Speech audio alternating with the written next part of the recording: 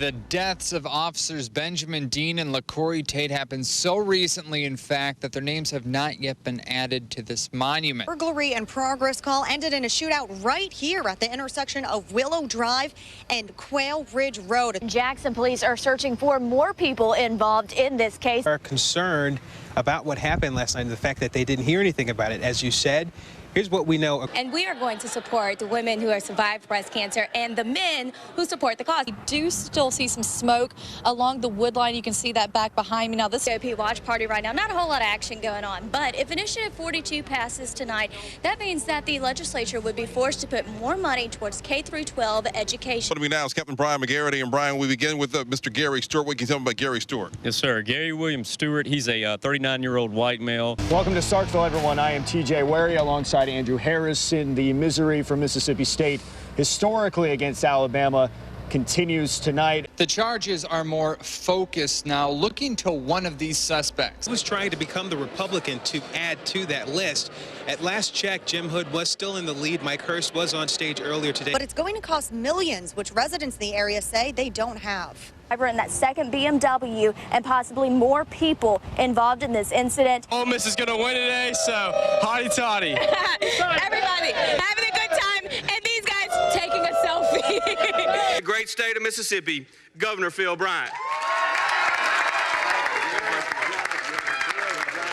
Great job.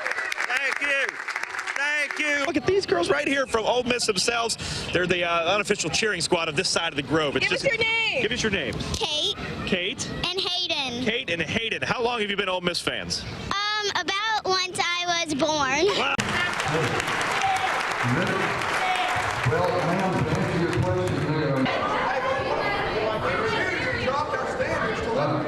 The several screaming matches all boil down to a Costco that might be headed to Ridgeland. The area at Highland Colony Parkway south of Natchez Trace sits empty right now, but Mayor Gene McGee says that might be changing. Well, I'd welcome a Costco to Ridgeland, obviously. I think that'd be a great asset. We're always looking for quality retail to help us continue our quality of life for our citizens. This is a part of Phase 3 of the Renaissance at Colony Park. Although nothing is official, the thought of the big box store coming to the area is causing a stir amongst those who live in Ridgeland.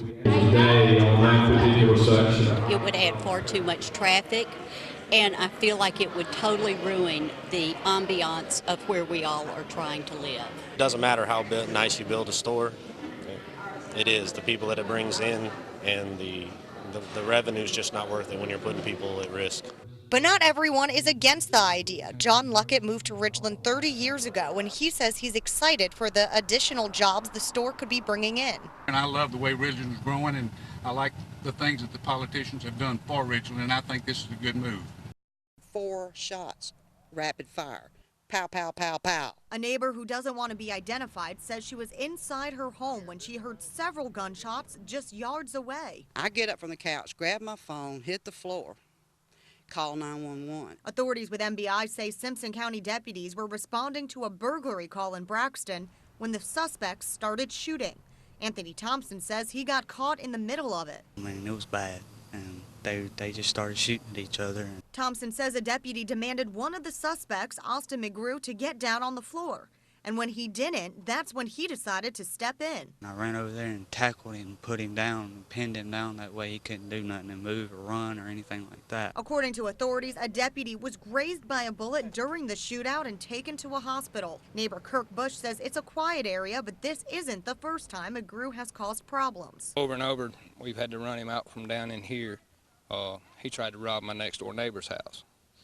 And it's a shame it would come to this. Reporting in Simpson County, Daniela Vitable, WJTV. When Mitchell Redfern got home Thursday evening, he was greeted with an unpleasant surprise. At first, I saw that tree down there overturned. I didn't even see this at first. I thought maybe my brother had hired a bulldozer man to knock some big trees down. A bulldozer didn't knock these trees down, but at least 50-mile-per-hour straight-line winds went through this area. This tree is very large. It's over 50 years old, and it's going to take a lot of effort to cut it up in small, movable pieces. Before the electric company can fix Redfern's power, he says the tree must be removed from the driveway. We're in the middle of a heat wave here. That means health problems are going to happen if something isn't done soon. However, Redfern says he's glad the tree fell where it did. I'm mostly grateful that it didn't fall into the street and kill somebody driving up down the road in a car. A street over on Muse Road, shingles were torn off a man's home. And on Williams Drive, trees were uprooted, falling on top of railroad tracks. Joanne Plaster says she was home when she heard the strong winds blowing her things around. Everything flying off the porch, and I jumped up to see what was going on, and my rocking chairs were out in the yard, and this rug we're standing on was out there on the sidewalk. Plaster's family was at her home helping her fix 2 windows that were shattered by limbs. Power crews were out in the area for hours working, and they expect power to be back on by the morning. Reporting in Rankin County, Daniela Vitable, WJTV News Channel 12. I was just relaxing, and then I hear these sounds, gunshots. Very rapid firing guns and a very loud sounding gun. According to Jackson police, what James Powell heard was an 8th grade student being shot multiple times. Jackson Police Chief Lee Vance says the teen was standing near a car with someone else when the suspect drove up, said something, then started shooting. 14-year-old getting shot outside of a school. It's a tragedy. And, you know, it's up to us right now to try to figure out exactly what happened. Powell says after hearing several gunshots, he walked outside. And I see the principal standing in the doorway, and then I look and I see this kid laying by the car. Chief Vance says the 14-year-old was taken to UMMC for treatment. The potential is catastrophic. It's bad enough when one gets shot. We just have to thank God that that was all who was hurt at this point.